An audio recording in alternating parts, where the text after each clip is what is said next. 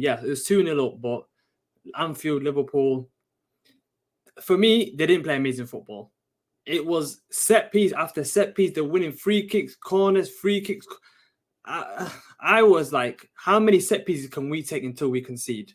And people are actually judging. People are saying why he put Carrier on. The reason why he put him on because how many set pieces they were taking, and we had to win those aerial duels because they had Konate, Van Dijk. They had so many guys that were going to beat us. We didn't have enough guys in defense that were going to win enough headers. So that's the reason why he put him on. And that last chance for Martinelli, it was a simple pass towards Bukayo Saka. I don't know how he didn't manage to give him that ball, but it's one point. People in the comments, when I was sitting here, Terry, and you're reading the super chat, people saying bottling it. Bottling what? We've still got a 6-point lead, and they've got a game in hand. But bottling it, and some fans that are actually saying that Mikel Arteta and saying this guy doesn't know what he's doing and the substitution that he's making. I don't understand because it's still in our hands. We can go to City and we can get, even if we lose against City, our goal difference is not if we can get our goal difference up, I think we're only like 4 goals behind them in goal difference. So even if we lose to City, we can still, and the fixtures that we have, we can still get our goal difference back up and we can still win the league. So bottling it, that is very, very harsh because Man City haven't won at the league. Pep Guardiola's never won at Anfield. And yeah, Anfield's a tough game. 2-0 lead, we should have won it by halftime. 2-1, that goal that Mohamed Salah scored. How lucky was that? Jordan Henderson did not even mean to pass to Mohamed Salah, and they make it 2-1, and everything was going for them. Decisions making was going for them. All the free kicks that they were getting. Referee was card happy today. The amount of yellow cards that he was given in the game, I did not understand. Like, let the game go in, because the reason why it got feisty because he's letting so many challenges. The one on Konate or Martinelli or Xhaka, sorry. He's kicking him 3, 4, 5 times. Referee says play on. And then obviously Xhaka's going to get angry. The reason why he got angry is how is he not giving a free kick for that? And then as soon as one of the Liverpool players gets touched, straight away free kick. The referee did not handle the situation properly. And yeah, I'm not saying it cost us the game, but that's one of the reasons why the crowd was that excited, because the referee let all the challenges go. But yeah, 1 point gained is not 3 points lost. It's 1 point gained. It's still in our hands. I believe we can go to Etihad and get at least a point. Gail, you agree with that? You also mentioned the referees as well. What are you saying on that, bro? Paul Tierney is a joke of a referee, and he had no control of the game. I fully agree. Consistently giving Arsenal harsh punishments on the yellow cards and letting Liverpool slide. I just felt like he didn't do a good job refereeing the game today. It is what it is. You guys can say excuses as much as you want, but just look at the numbers. 7 games, no wins under Paul Tierney. Is it a coincidence? I'll let you guys decide. 100%.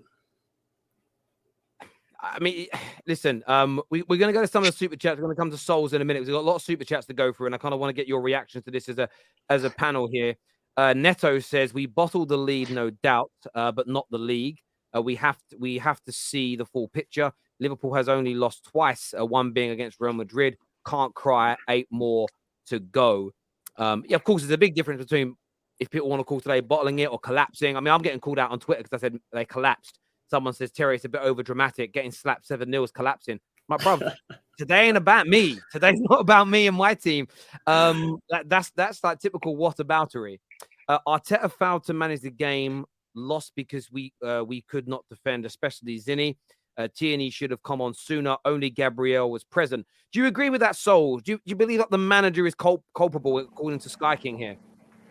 Oh yeah, I've been here waiting for someone to call Arteta out because those substitutions were bad. Simply put, look, I defend Arteta and I've always defended him even through the tough periods of the 8th and 8th.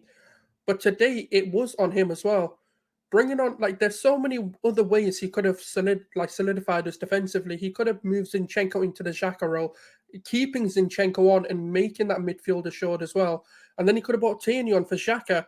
That means, you've not got the yellow card of Xhaka, potentially getting a red card. You can still keep the control, the defensive solidity.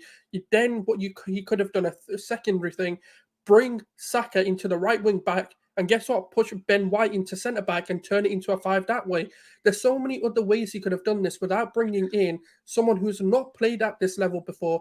Bringing on Jakub Kiwior in a game like this was a reckless decision. Now, Of course, hindsight could have been a brilliant thing, and it could have been one of the tactical masterstrokes if we had gone and won this and gone, you know what, Kiwior, what a defensive performance. But that was the chances of that happening were 1%, and him doing what he did was 99% likely to happen. Now, the other thing is, it's not even about the substitution, it's about how we came out in that second half. We were every single fucking time we got the ball. What did we do? Stoke City football. Oh, here's a long shot. Oh, hey, have the ball back. Have the ball back. We were just letting the pressure get to us. I was surprised it wasn't too earlier than that. Forget the substitution. We lost our heads. Arteta lost his head, and everyone today is culprit.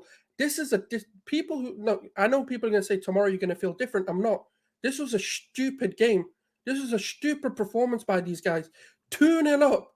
You know what? Everyone's right. We fucking bottled it. There's no other way of putting it, but then saying you can't be 2-0 up as champions, potential champions this season, and bottle it the way we did. We come into that second half, all we needed to do was play our football, pass it around, keep it simple, keep it tidy. What do we do? Okay, there's pressure on us. The last thing you should be fucking doing is giving them the ball back. Why are we constantly losing possession? They had 70% possession in the second half. As a team that's 2-0 up, you keep 2-1 up, you keep the ball, you keep it simple, keep it tidy, wait for your opportunities to come. We're the away team. We should never have been getting under pressure the way that we did. But you know what? It's happened. We've got to learn from it. The one thing I will give this Arsenal team credit for is every single time we face adversity, we've never allowed it to happen the second time. When we've had low blocks, for example, against Newcastle, we made sure the next time we play a low block, we know what we're doing. I hope this is a learning curve. I hope for a fact that we sit here and go, when we're under pressure, this is what we need to do. Because we do have a novice manager. As much as he's been here for 3 seasons, he's still learning. And I hope this is another learning curve, and I hope they learn it quick. I hear you on that, mate. Very, very well said. Very passionate there. It's good to hear you speaking your mind. Arsenal fans celebrating a point, but they just blew the title. 6 points, 1 game in hand, and game at the Etihad. Huge momentum shift, and Arsenal don't do well with adversity. I fully disagree there. But nobody has even celebrated it. That's the weird thing. Wait, hold on really quick. Who celebrated? Which one of us has sat on here and celebrated a point? I don't think any of us has sat here and been excited. The only person that came on here that was excited was Hussam. That was it. Even Rack is sitting there. Even Rack's depressed. So nobody celebrated. Of course, this puts Manchester City in a really good position. But all season, people have been telling us that Man City is going to do this, Man City is going to do that. Man City are doing what they always do. They're a great team, and they're going to close the gap on us. They may win out, they may not, but Arsenal need to be better than them. And that's really difficult to do. So ain't nobody celebrating anything.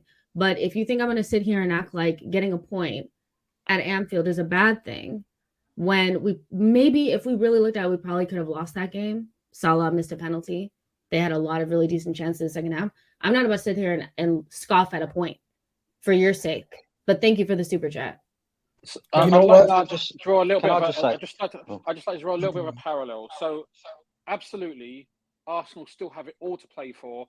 And I've said for a while that I think Arsenal are going to win the league. They're in the driving seat.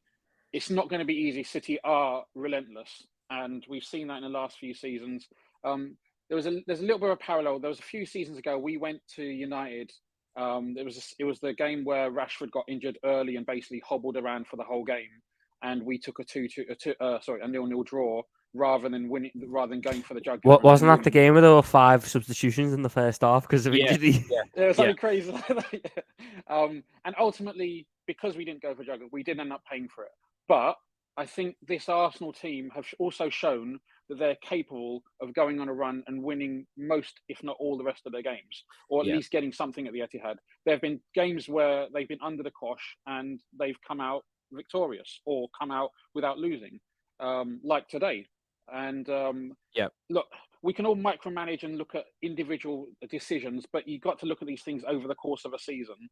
And ultimately, who ends up top will win the league. But individual decisions that Arteta makes or players make, I wouldn't get too caught up in them because I get that. That's Just football. yeah, I get that. We will. Everyone's going to get more of a chance of time. Just in the interest of the 25 super chats, I want to react to. We can't spend like 20 minutes on each one, as we'll be here until the game at the Etihad in 17 days' time. Abs here says, Terry, do not block me. I'm contributing a lot to this channel. We the exception of Brandon. They are all a bunch of deluded Arsenal fans on that panel. Firstly, nobody gets blocked unless you say something racist or sexist or against somebody's religion in a nasty way. That's it. You can challenge me all you want. You're not going to get blocked for that because I'm not a baby. You're not a baby as well. But I don't think the Gooners on here are delusional. They just have a different opinion to you, I would say.